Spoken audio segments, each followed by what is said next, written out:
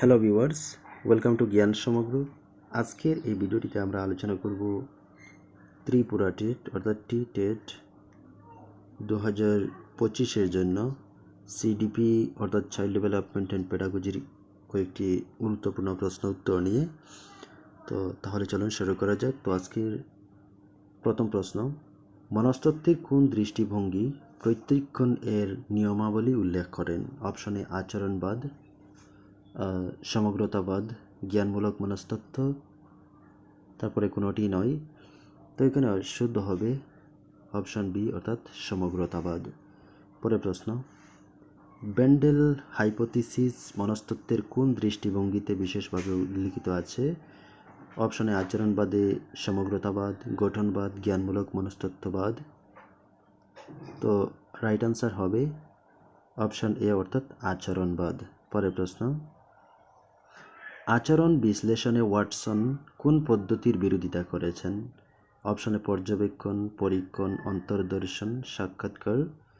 তো আচরণ বিশ্লেষণে ওয়াটসন নিচের কোন পদ্ধতির বিরোধিতা করেছিলেন?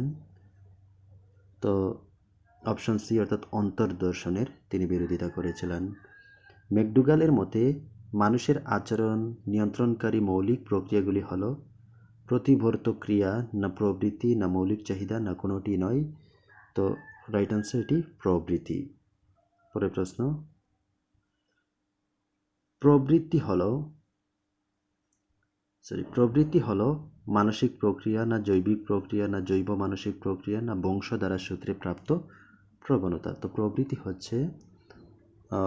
হচ্ছে জৈব মানসিক প্রক্রিয়া। অপশন সি এখানে শুদ্ধ। প্রবৃত্তি হচ্ছে জৈব মানসিক প্রক্রিয়া। পরের প্রশ্ন, নতুন তথ্য বা জ্ঞান পূর্ব অভিজ্ঞতার সঙ্গে প্রক্রিয়াকরণের মাধ্যমে অর্থপূর্ণ এবং বোধগম্য হয়ে ওঠে কোন মনস্তাত্ত্বিক দৃষ্টিভঙ্গির বক্তব্য এটি? অপশনে আচরণবাদী, না মানবতাবাদ, না সমগ্রতাবাদ, না জ্ঞানমূলক মনস্তত্ত্ব। তো এটি রাইট আনসার হবে জ্ঞানমূলক মনস্তত্ত্ব, অপশন ডি। পরের প্রশ্ন, নিচের কোন মনস্তাত্ত্বিক দৃষ্টিভঙ্গি সাম্প্রতিকতম?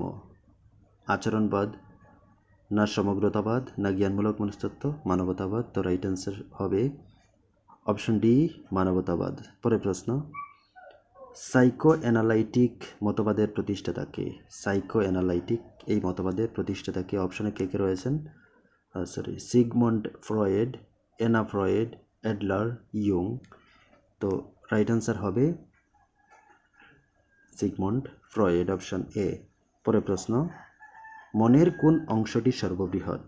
চেতন মন, না অবচেতন মন, প্রাক চেতন মন, সব অংশই সমান? তো এখানে রাইট আনসার হবে অপশন বি অর্থাৎ অবচেতন মন। পরের প্রশ্ন,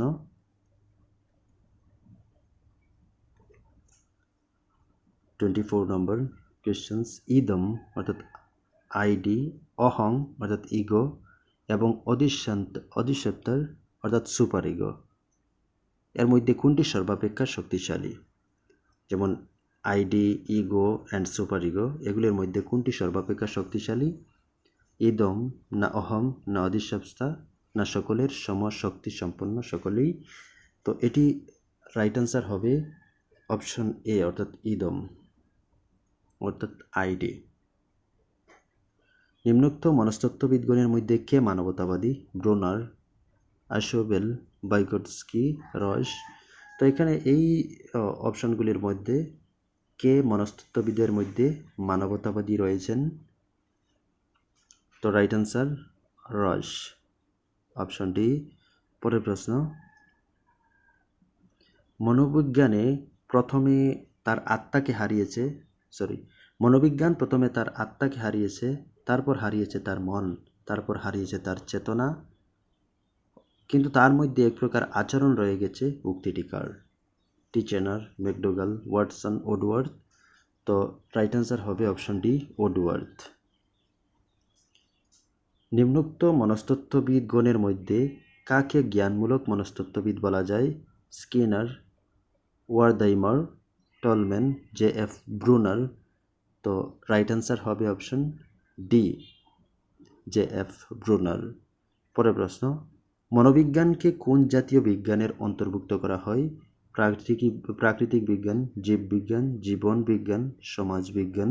তো মনোবিজ্ঞানকে কোন জাতীয় বিজ্ঞানের অন্তর্ভুক্ত করা হয়? এটি রাইট অ্যান্সার হবে অপশন ডি, অর্থাৎ সমাজ বিজ্ঞানের। পরের প্রশ্ন,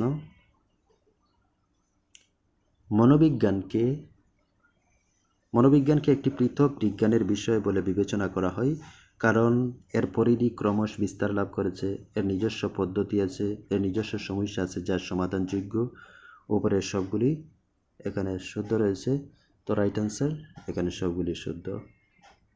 প্রশ্ন কি, মনোবিজ্ঞানকে একটি পৃথক বিজ্ঞানের বিষয় বলে বিবেচনা করা হয় কারণ এর পরিধি ক্রমশ বিস্তার লাভ করেছে, এর নিজস্ব পদ্ধতি আছে, এর নিজস্ব সমস্যা আছে যার সমাধানযোগ্য। তিনটি এখানে কারেক্ট, তো রাইট অ্যান্সার অপশন ডি। পরের প্রশ্ন,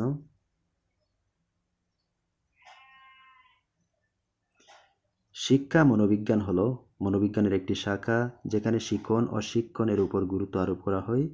শিক্ষা বিজ্ঞানের একটি শাখা যেখানে মানসিক প্রক্রিয়ার উপর গুরুত্ব দেওয়া হয়। পৃথক একটি অধ্যয়নের বিষয়, উপরে কোনোটি নয়। তো শিক্ষা মনোবিজ্ঞান হলো পৃথক একটি অধ্যয়নের বিষয়, অপশন সি এখানে শুদ্ধ।